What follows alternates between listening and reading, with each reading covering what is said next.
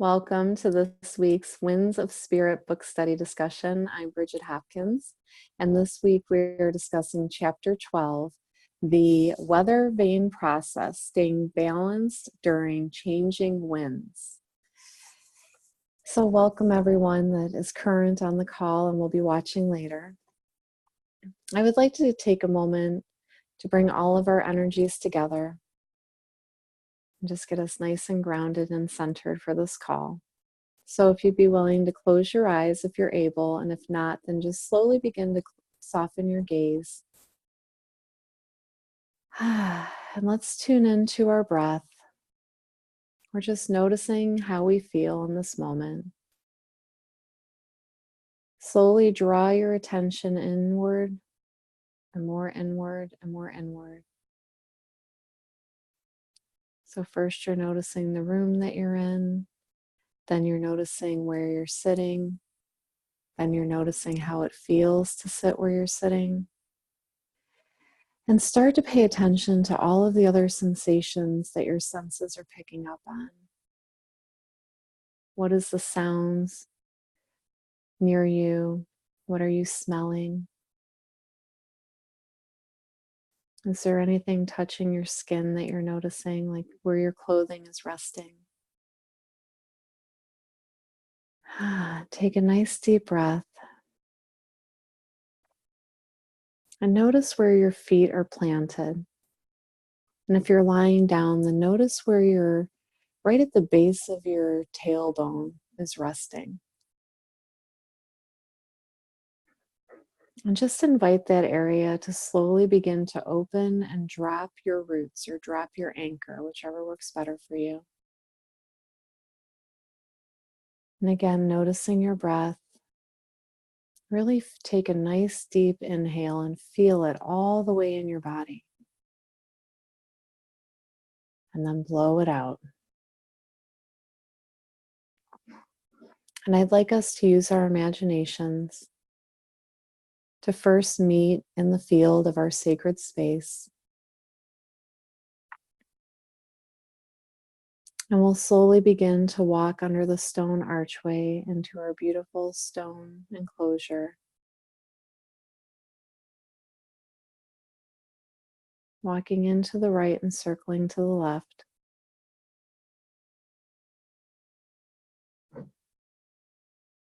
And in the center, there's normally a fire. Recently, we used water. Today, I'm really being called to imagine that the winds are spinning in this very, I don't want to use the word strong. It's not as strong, but it's a visible, tornadic motion. But it isn't pulling us towards it. It's not that dense in strength.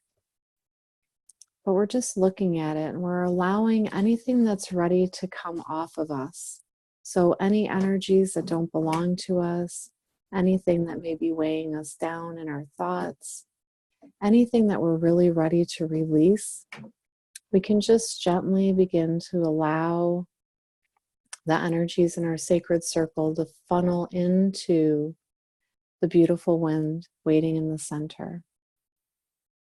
So as you're just allowing that process to naturally take place, I'm going to reach into the wind bag and see what wind it is that we'll be giving this over to today in the center of our sacred circle. We have Yelana, the Turkish wind of guidance. So I'd like to use the whistle to welcome her and thank her for her assistance.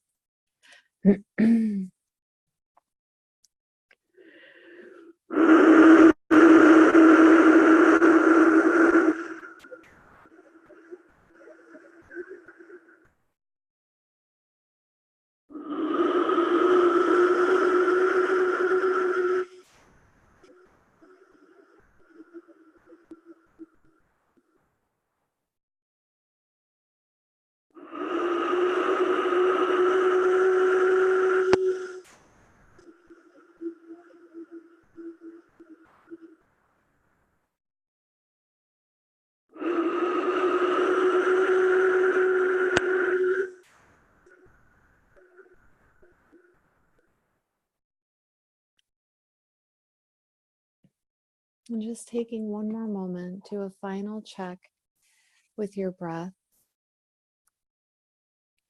Really take another nice deep breath and see if it travels farther in your body. And then blow it all out.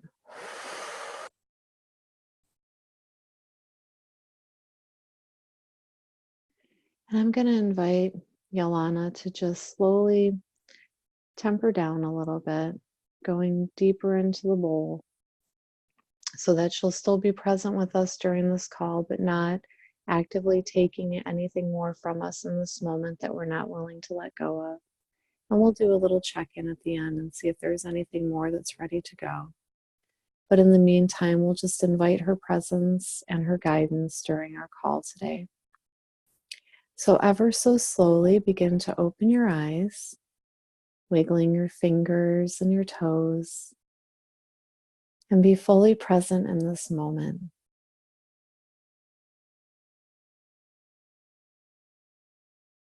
Thank you. So what I would like to do for those that are currently on the call, I would like to open up the floor and just, if there's anything that you notice while reading this chapter that you would like to share, if there's been anything that's come up for you during this entire process from chapter 1 to the present chapter of 12, feel free to share that. As long as it's wind related, let's do a check-in and see how everyone's doing in the book study. And then we'll go on further with the call. So whoever would like to join first, just go ahead and make sure you unmute yourself.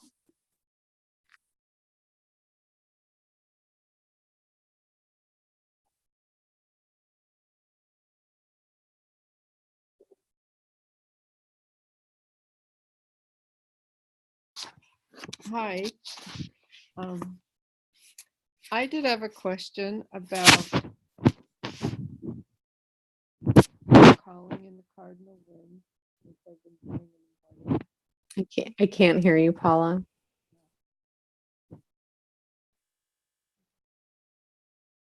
Now? Yes. Sorry. That's okay. I had a question about calling in the cardinal winds, which I do in the mornings. And so you're inviting all 4 of them to come to help you navigate your life for the day.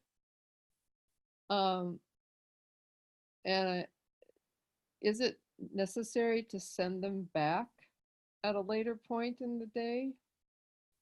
Or is that only if you're doing a particular ceremony or meditation? With the cardinal winds, I do like to send them back. Everyone works with them a little differently. How does it feel for you? Have you tried both ways? Well, I have not been sending them back except earlier when I had also called in wind gods or wind goddesses, and I felt like I wanted to stop doing some wind work for a while. Then I sent everybody back. Mm-hmm. But otherwise I have not, but I really wasn't. I guess I think if you're asking them to help you navigate for the day, it seemed to me like, well, don't you want them to be there the whole day? Or if you send them away at night, then you're not covered. Oh, well, here's a couple things. Okay. So the first thing to consider is, are you needing all 4's guidance and presence throughout the day? Does that feel a little windy, if you will? So I don't know. Yeah, that's fine. So one of the things that you can try is you can say hello to each of them in the morning and ask, one of the things, and again, this is all variation. So in the book, there's very specific practices, but we're going a little, just a little off center for a minute. One of the things that I like to do is I like to greet and then ask, doing a check-in with my body, noticing where I'm at, using myself as the compass, and then asking like which wind I'm needing to work with that day from the cardinal directions. That's one way that I've done it. Another way that I've done it is, looking in either the wind sack or the book and pulling that deity to work with, that wind deity. But I do recommend, it's not that you're not covered, but I do recommend, just for your own, again, looking at the energy body and how we're working with growing and assimilating all of these energies. I do recommend that when you're at rest, to ask the winds, to disperse them. Thank you. So you usually should work with only one wind, not all four. Again, it depends on what you're seeking, what you're needing in that moment. I do recommend checking in with your body and seeing which of the directions you're most needing. Sometimes it's a west or a west and a south. Sometimes there are like two of them that are helping to steer you. But seldom do you need all four for your practice. Like they're more there for, guidance or holding the container, if you will, from the four directions. But they're not all always pushing on you, so to speak. Does that help?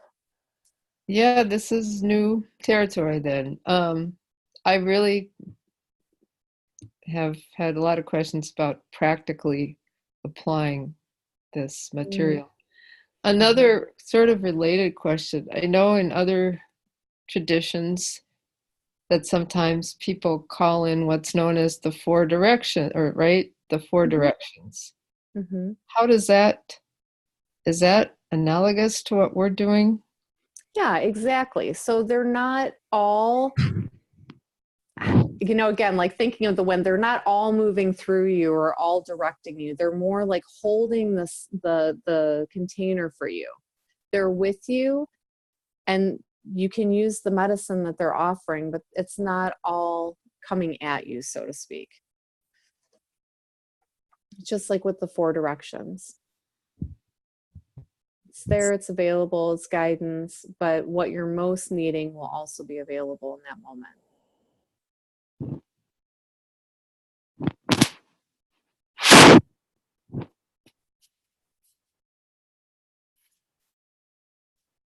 Does that help? Well, it certainly, it gives me more information or a different direction. No pun intended. Well, and we're working with the wind, so yeah. And really, Paula, one of the most beautiful gifts about the wind is that it is a personal relationship. And so using your own intuition is always helpful. So there's a lot of guidance and suggestion in the book, but then there's also your relationship that will naturally form with the winds. And I wouldn't want to work against that, with what my experience is. I want to help guide and foster support, but I also encourage you in that relationship to just notice what your intuition's guiding or suggesting.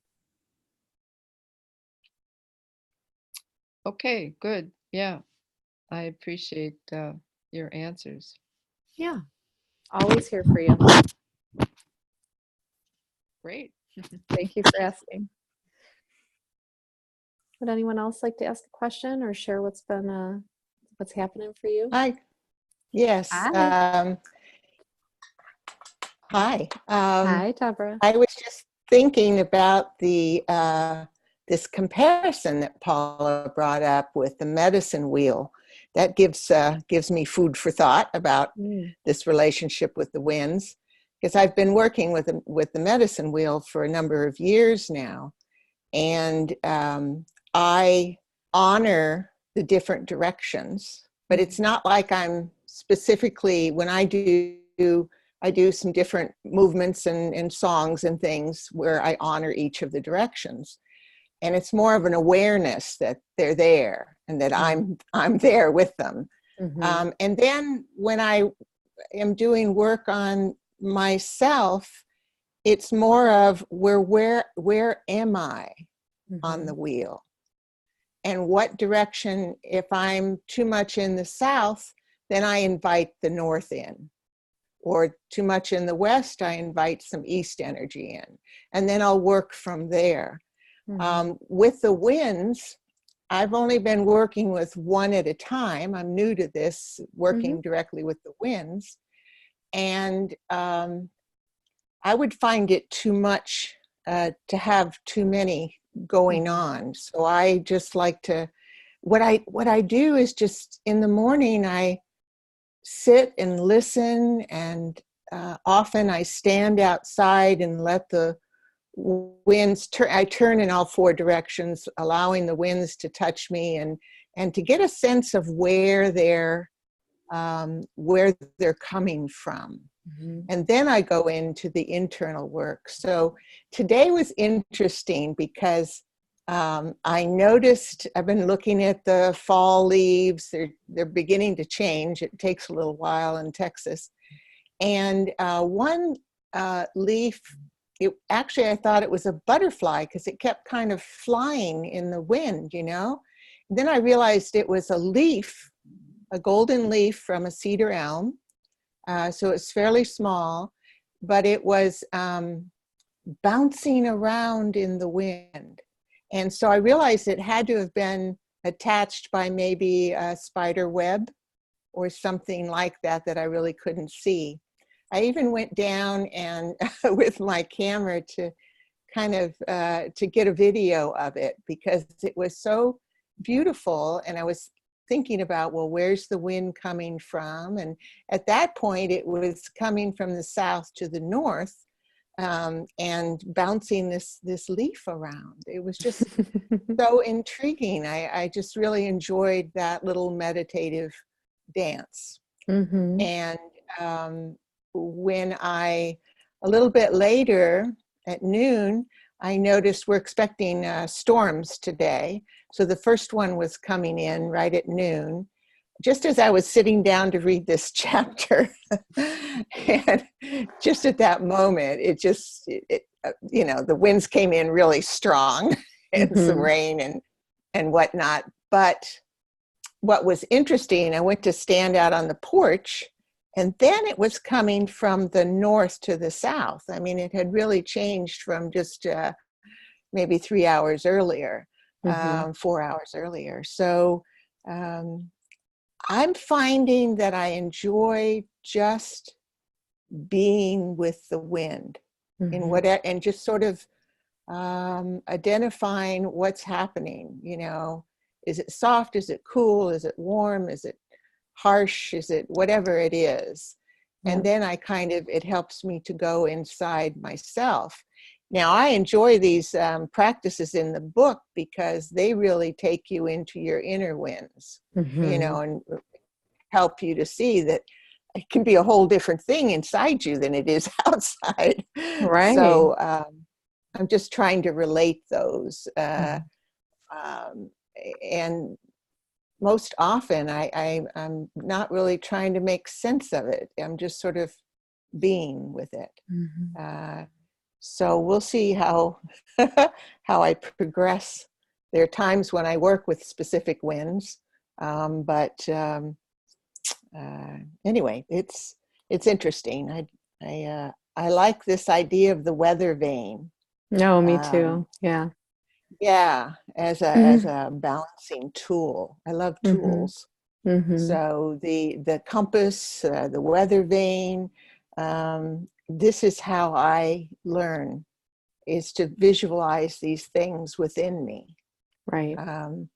I've used the pipe in my tribal community work. I have an inner pipe that I use, and I realized that was speaking to me of the alignment that the winds are talking to me about. Especially Carrie, as I'm learning to use my voice in different ways, I had to first align myself. And I've done alignment work in Tai Chi and Qigong. So I was relating to that. And now I'm feeling that spinal blending of whether it's the pipe or, the compass is now there, and today it's the weather vane. So I'm having a good time. Thank you. Oh, you're welcome. And and taking this back to the medicine wheel for a second, the one thing that I was thinking of when you were talking, the center, right? The center of the medicine wheel is that place where, I think of the center as the heart, but in different traditions, they think of it as spirit or self. I mean, it can be a lot of different things, but it's also a place of rest. Like, I think of it as like the place to be, like literal being, just standing there with all the directions are there with you, but you're with that sacred beingness.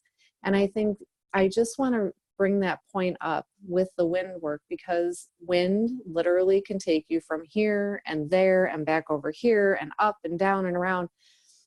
But taking that time to be still and rest and listen and not worrying or trying to make sense out of, the winds haven't had this much attention on them for over 10,000 years. So it's a relationship that takes time, it takes patience, it takes interest and curiosity and courage, and it's coming both ways, right? So that point of being is so vital in this relationship building, because sometimes you don't need to do anything except be, and it's more than enough. Mm-hmm. Yeah.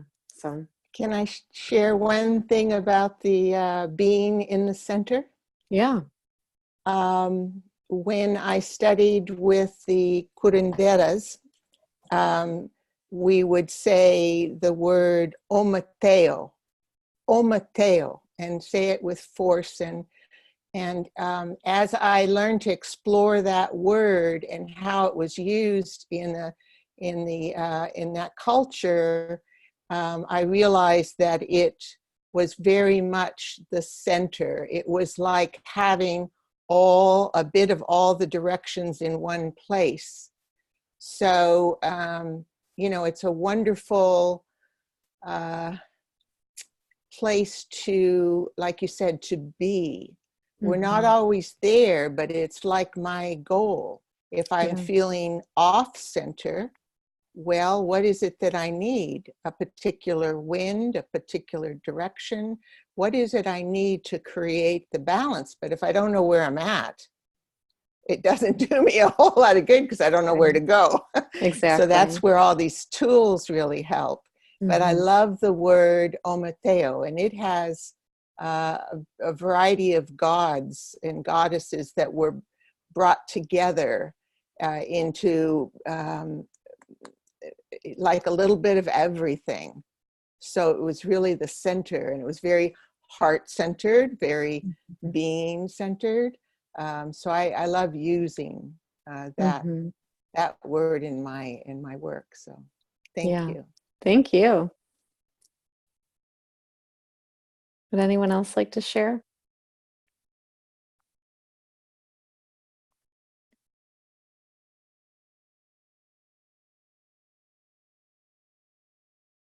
All right.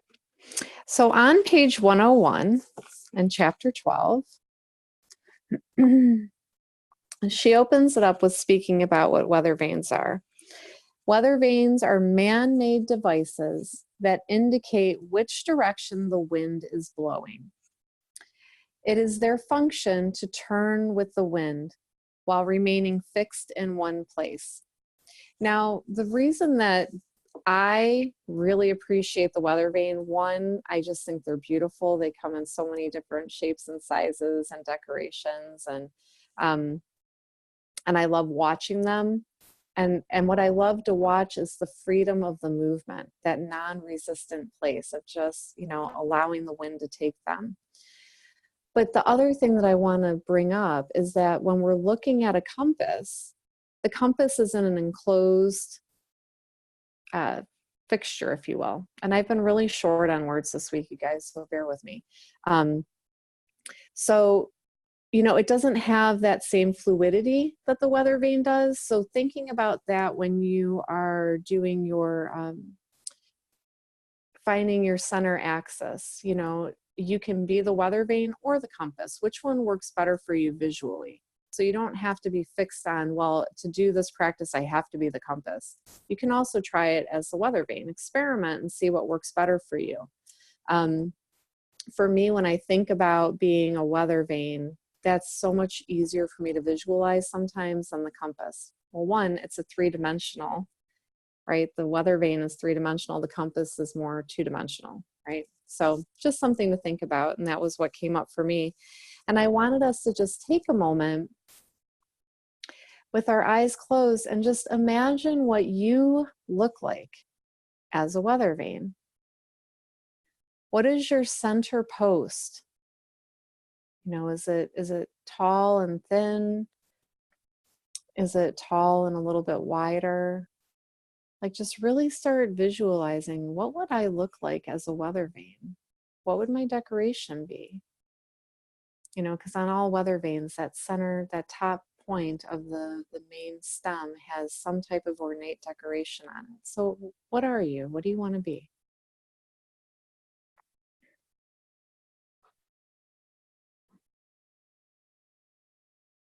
And if you're feeling really playful, you can just extend your arms outwardly, you know, and just kind of give a little twirl, like imagining that's you, you're the weather vane, and you're just moving with the wind and there's no resistance. And what would that feel like in your life to move so effortlessly without any impediment, nothing stopping you from freely spinning? What does that sensation feel like for you? And if you really, really want to get playful, so you have your two arms extended outwardly, what if the wind were coming straight through the intersection point of where, you know, your two arms are extending from your shoulder blades, and the wind came from the front and the back and joined you in this spin? What would that feel like?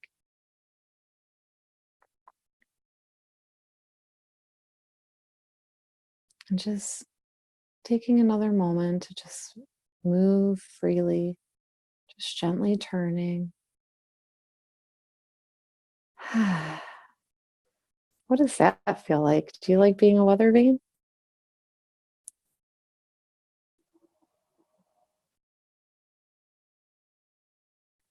Don't everybody talk at once. I like being a weather vane. I can see where the compass is needed for different things. Mhm. When I'm setting out a project, directions and compass, you know, is more masculine energy, Mhm. whereas the weather vane is more feminine. It's more southern Yes. to me because of the flow. Mhm. And so I appreciate you pointing that out. There's just this freedom of movement, which I Mhm. love, Mhm. but I also know I need the compass as well. So, Absolutely. Yeah. Yeah, but yeah. just giving ourselves that, again, that freedom to experiment and just try it in different ways. Like for some, it might really be a lot easier to imagine themselves as a weather vane, more in, as you said, the feminine, you know. So it's just fun to experiment. And I just love the effortless movement of it, you know, and just taking yourself outside on a windy day and being a weather vane, playing in that energy, you know. Would anyone else like to share?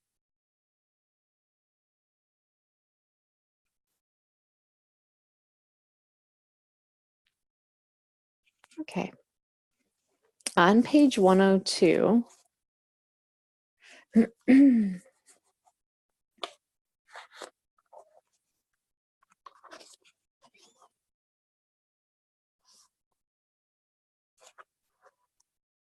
that's so funny. Okay. On page 102, when the weight of the pointer,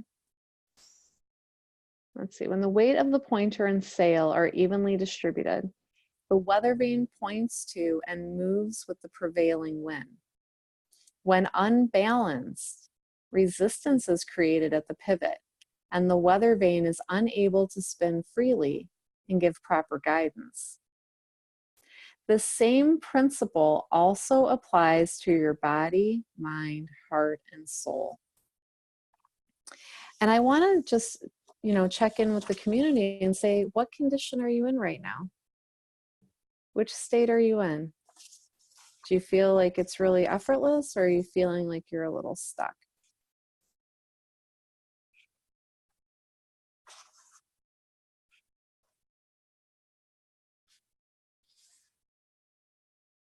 Well, I'll be happy to share first. So I've been noticing over this last week or so that I'm going between the two. Like one moment I feel really free, and then I like tense up and create this, like stopping point, if you will. Like I'm almost too free.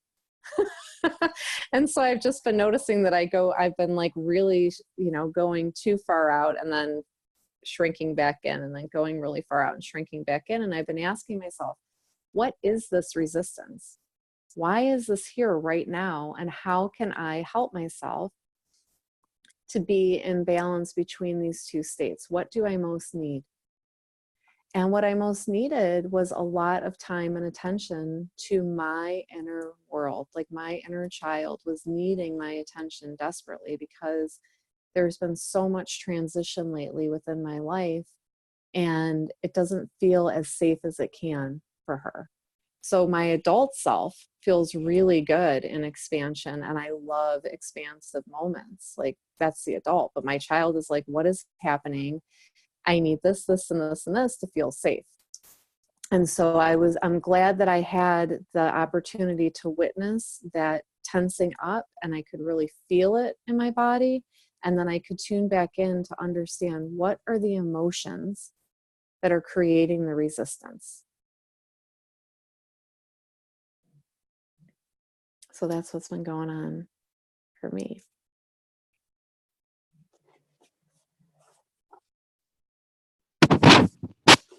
Well, I can relate a little bit in that.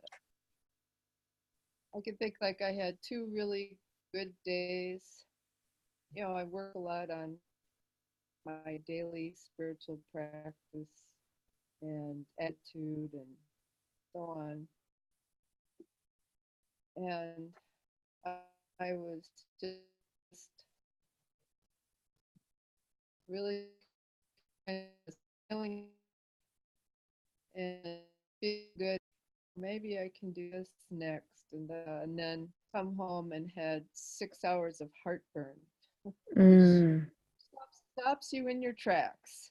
yeah. And that's how, for me, with the body stuff, it's like I feel like, oh, finally, maybe, I'm feeling well and trying to whatever live life, and then boom.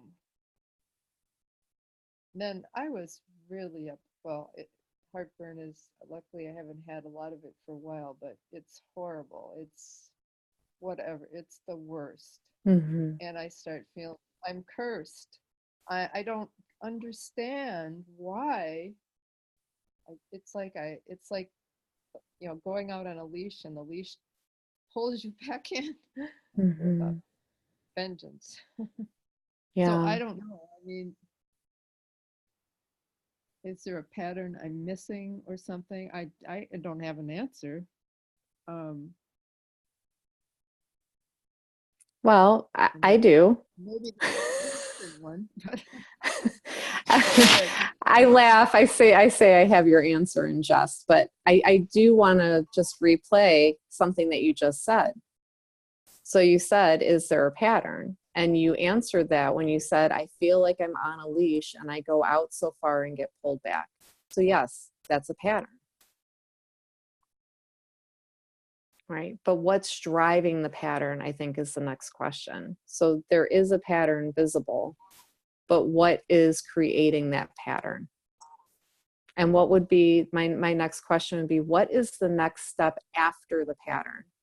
What would it take to get there, to one more step beyond the pattern itself?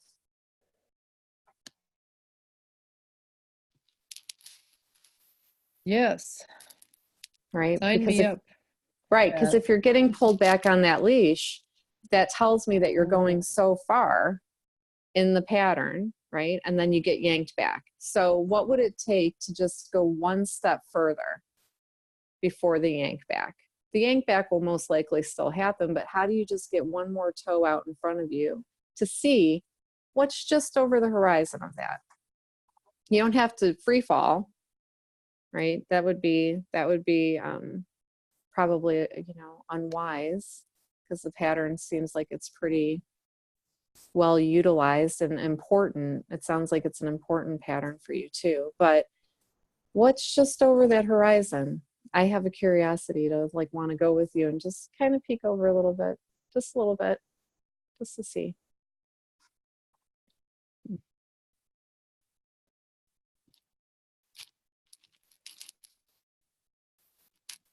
I would like to get beyond that horizon, or yeah, have some new landscape would be nice. So maybe if I can suggest something, my suggestion would be to use the book and, hold that question in your heart, whatever that question is for you, but make it a powerful question, Paula. Something that's really going to create some type of change, but it can be gentle. Whenever a change is happening and I'm a little unsure, I always like to emphasize a gentle change, as gentle as possible.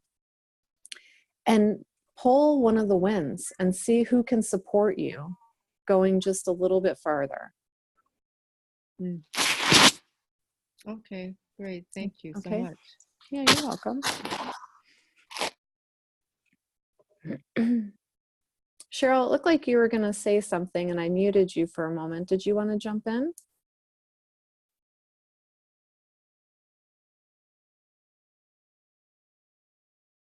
To do this. Can you hear me now? Yeah, I can. Okay. I am very disconnected from this work just because that's the way it's been for me. But I am not unaffected by it, and which is good. Mm-hmm. And I am noticing myself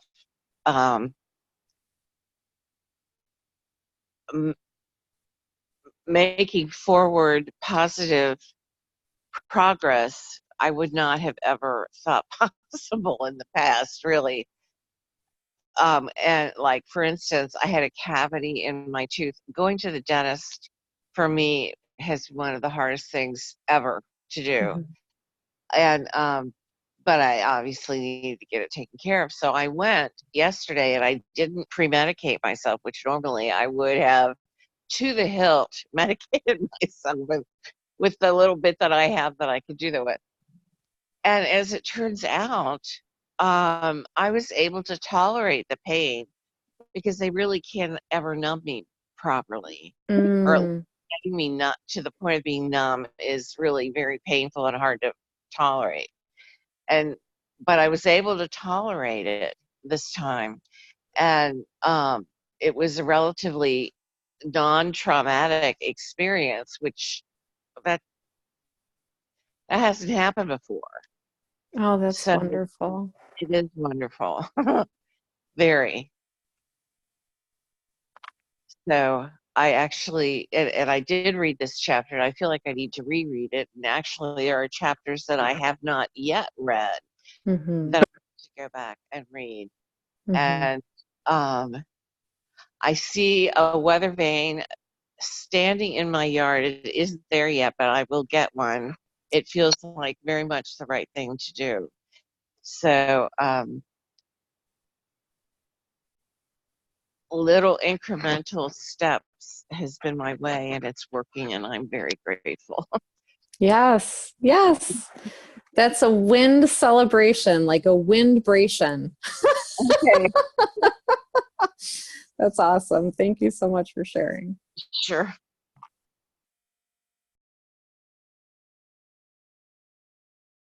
So one of the things, hold on, there we go. This, I love this. And I remember the first time that Renee said it in one of the classes, and I was like, what did she just say? Can you repeat that? Because I've never heard that before. Resistance is useful. Resistance is useful. This is page 102. As it highlights areas in your life where attention is required. So if we looked at resistance as an ally, at almost like your friend going, hey, come here, I want to show you something. It's right over here. You just have to go a little farther this way. Instead of what normally instinctively happens when resistance is around, we go, ooh, yeah, that doesn't feel good. I'm going to go back over here. I want that good feeling again. And I don't like this, whatever this is, this resistance. I don't know what you want from me, but I don't like it. And so that teaching in and of itself, and when you think about the wind can bring a lot of resistance. When we're against a headwind, it can be just so annoying and frustrating and like, ugh, I don't want you anymore. But what is it really trying to do? Is it trying to guide us in a new direction? Is it trying to show us our strength, that we can stand upright against a headwind?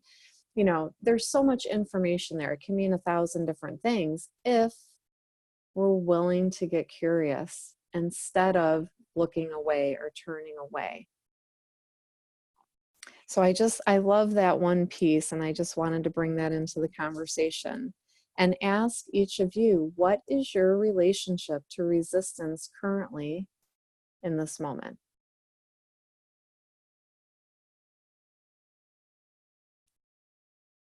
How do you currently view resistance in your life?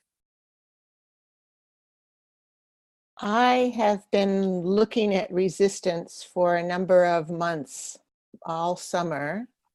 I started with my patterns of thought, patterns of behavior, identifying things, and I just woke up to some things that I hadn't seen before. Resistance and procrastination have been two areas, resisting even looking at something that has been visible throughout my life. And I'm now at 68 years old seeing it. That was kind of a big deal. What's happened as I've paid attention and learned to embrace these patterns, but embrace resistance when I feel it, just sort of like you said, get curious about it. Mm-hmm. So what's happening here, Deborah? Why are you resisting this idea or this action, or, what's really going on? So it's a much gentler relationship now. It's not so forceful. Mm-hmm. But I have something else going on that I haven't quite figured out. And that is that I absolutely love my practices, love learning more tools and using them in my life. But I'm having a physical reaction here these past months as I've dug deep into all of this. And that is that I am very tired physically. And I'm lacking motivation. So that was what was coming up in reading this chapter. What I can do about this, what it's telling me. Why is my body so physically tired and requiring naps, 1 or 2 every day? It's just like. I can get up, and it's hard getting up. The motivation is lacking. I feel tired even after a decent night's sleep. So now I'm looking at that. What can I? And this has just come up after looking into how to speak, how to use my voice in nourishing ways. So I don't know. Haven't quite figured this out yet, but that's what I'm looking at right now. Is my body resisting what I'm doing? I don't know. Why is it so tired? So I am doing the Western doctor thing and checking out to see if there's any good reason for it. Haven't found any yet. So it could be, it's been an emotional journey this past several months, very emotional, deep work, deepest I've done in my life. So I thought I had gone there, but there's always these new levels. It's like dust, you wipe the dust off and you turn around and it's dusty again. It's like, what? How did that just happen? Yeah. I literally just cleaned it. And it's the same way with all of this emotional processing. Yeah, I get that. I do. I understand that. And just, holding the intention for you that you get some answers around the physical tiredness that you're experiencing right now.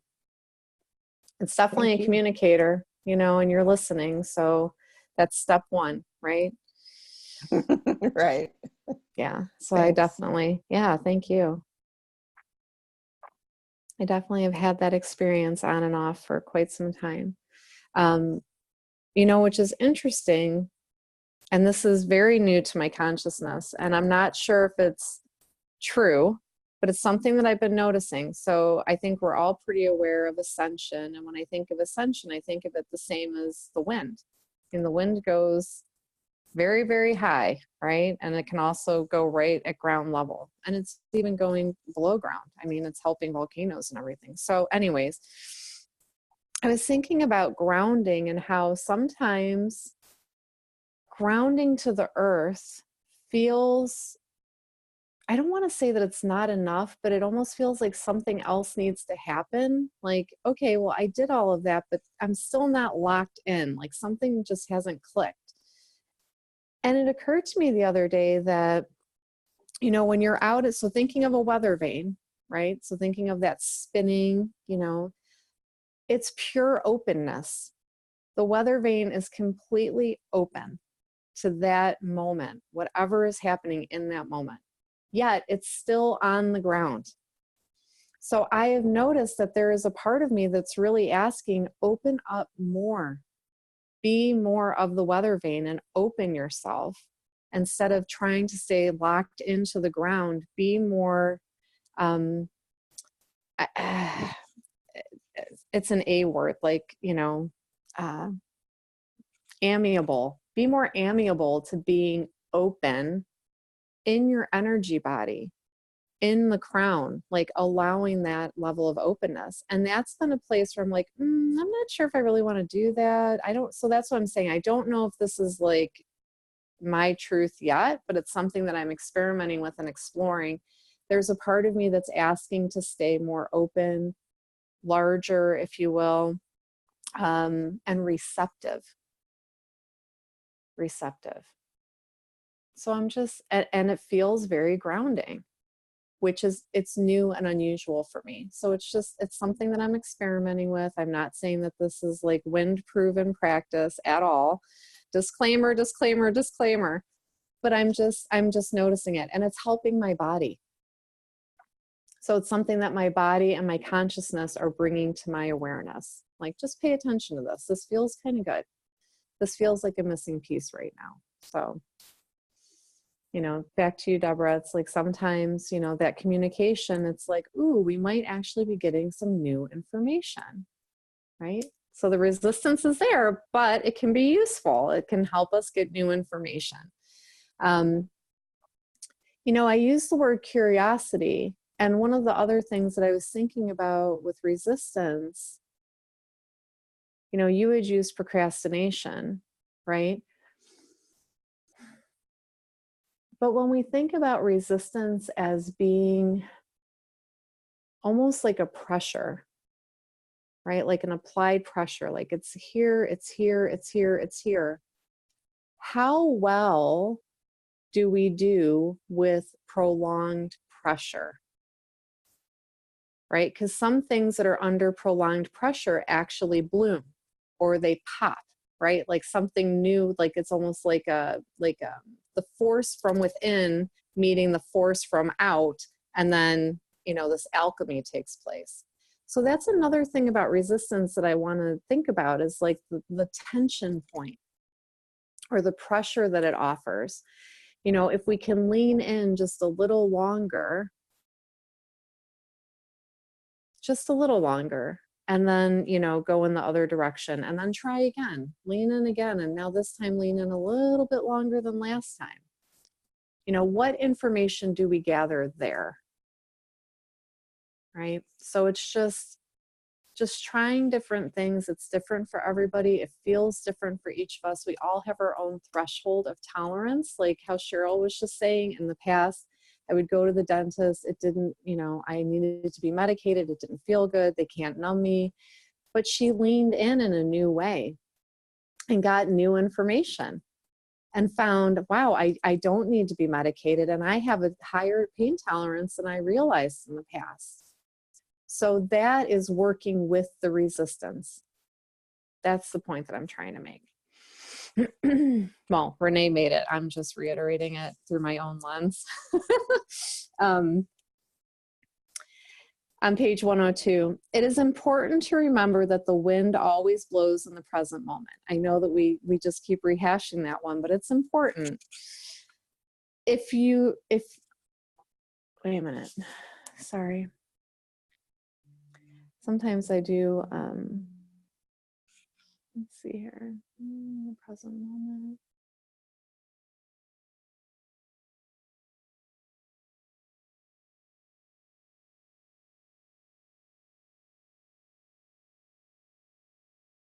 All right, well, sometimes I use talk to text when I do the notes, so I'm not sure that this is the right. Anyways, I'll say it again. It is important to remember that the wind always blows in the present moment. If you're, see this, it's not the right word. If you're answer long-range weather forecast, it is essential to bring your attention back to the here and now. So I'm not, I feel embarrassed, but I can't find that sentence for whatever reason right now. I found it. Did you? Can I what share was the it? word? Yeah. Please. Thanks. It says, if your goals and dreams are long-range weather forecasts, it is essential to bring your attention back to the here and now.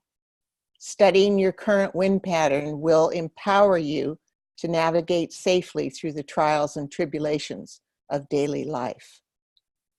But it started with that about the wind always blows in the present moment. Thank you. Yeah, I'm like, that word does not, I should have checked my notes. So how can long range goals be made manageable with present moment attention? I'll repeat that question because I know it's going to take a moment to be like, what? How can long range goals be made manageable with present moment attention? So when we think about how we plot and plan along the map of life, sometimes it's like a 1-year goal or a 6-month goal or 5-year goal, 10-year goal. But what if we were working from this moment? How is it possible to create those long-term goals from each present moment? And have you ever experienced that? Have you, is this like a new idea or have you actually implemented it? I'm just curious. For me, it's like breathing into the idea. So I have this goal out there, and by breathing into it, I have a practice where I imagine, well, what would it really look like? This vision, this goal, and how do I get there? So by taking the present moment, the wind here and now, and using it to breathe into the idea, it usually gives me, um, uh, you know, things that I may not have even paid attention to when the idea for this goal came up. So it kind of breaks it down, makes it more manageable. And I can see if it's really something, well, do I really want this? After I explore it, it's like that curiosity, kind of taking it apart. And I feel like it's breathing into it and observing it and how it might fit, because you don't really know how things are going to turn out in the future. But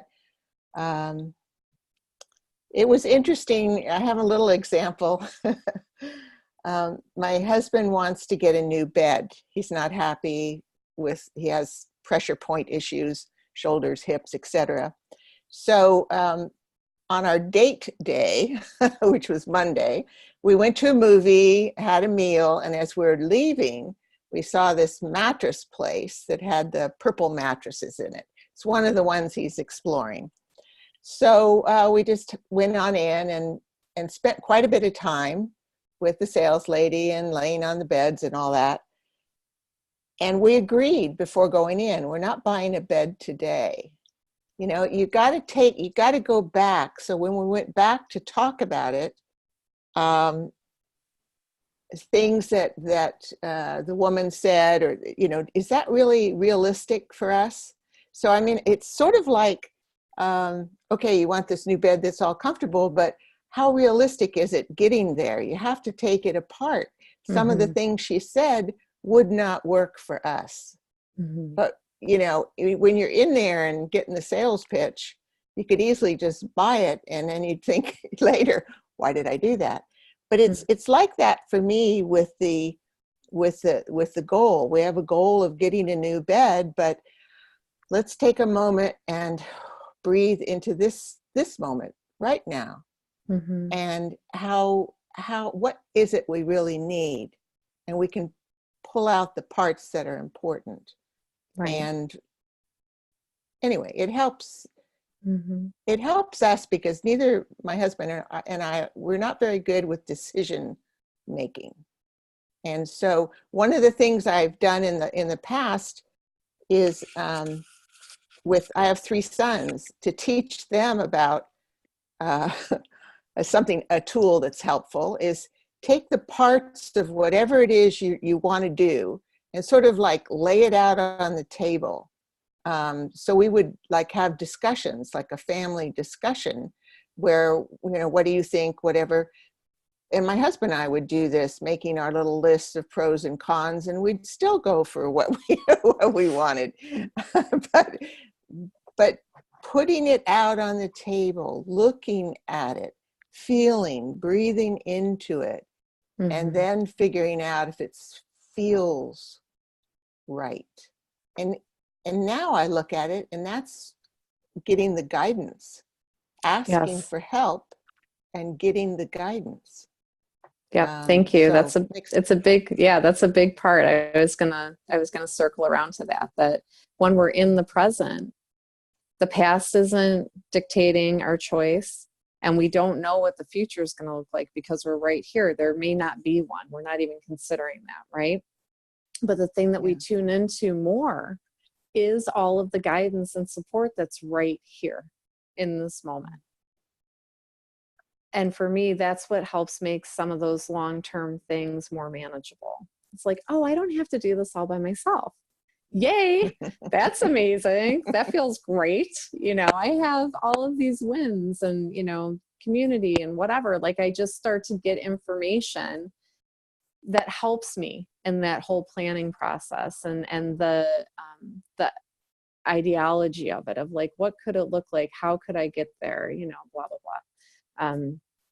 People will just pop in and it's like, oh, which reminds me about popping in. I just wanted to share with you guys, you know, Deborah was mentioning it earlier about just going outside and being with the wind. Sometimes I like to ask, what wind is present right now? You would be shocked to start hearing the wind talk to you. and you just get a sense, or you can hear it, or you know what wind is right there with you in that moment. So sometimes we don't have to dictate it, so to speak, or like initiate, other than with that open-heartedness and the open consciousness, right? The willingness. But they'll answer you. And so that's another fun way that I like to play with the winds. It's like, good morning, happy day, who's here? Who's right outside my door, you know? Yeah, so is there anything else that anyone would like to throw in before we wind down our circle for today? I think we're pretty close to time here. And thank you, Deborah. Thank you for your response. Thank you.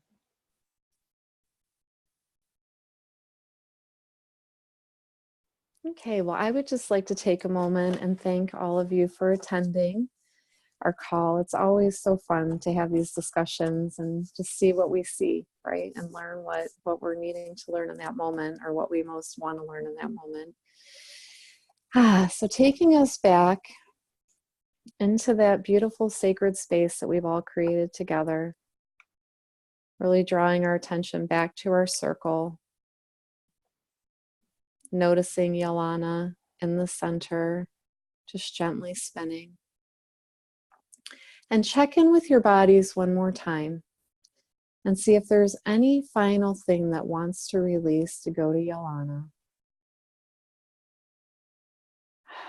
And just really blow it out.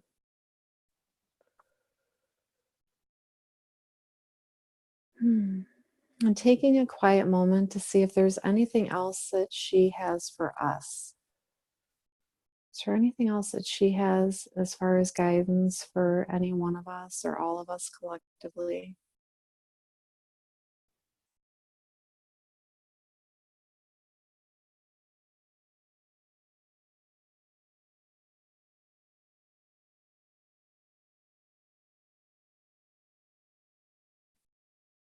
I'm thanking Yelana for being in our sacred circle and just inviting her to go ahead and disband, going where she needs to go next.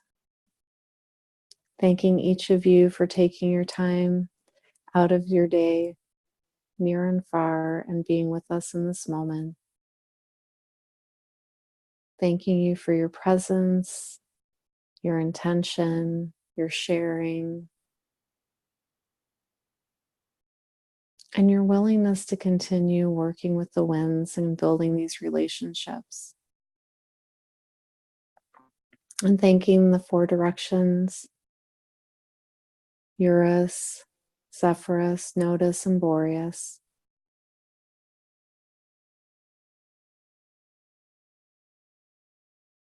And giving gratitude to our bodies for all that the body does each and every day for each one of us.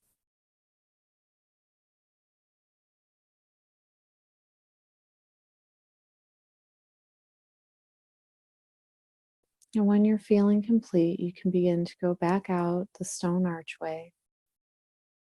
Wishing each of you a very happy weekend. And we will meet back here next week on Thursday at 5 o'clock Eastern Standard Time to discuss Chapter 13. Until then, thank you so much. Thank you. Thank you too. Have a great weekend.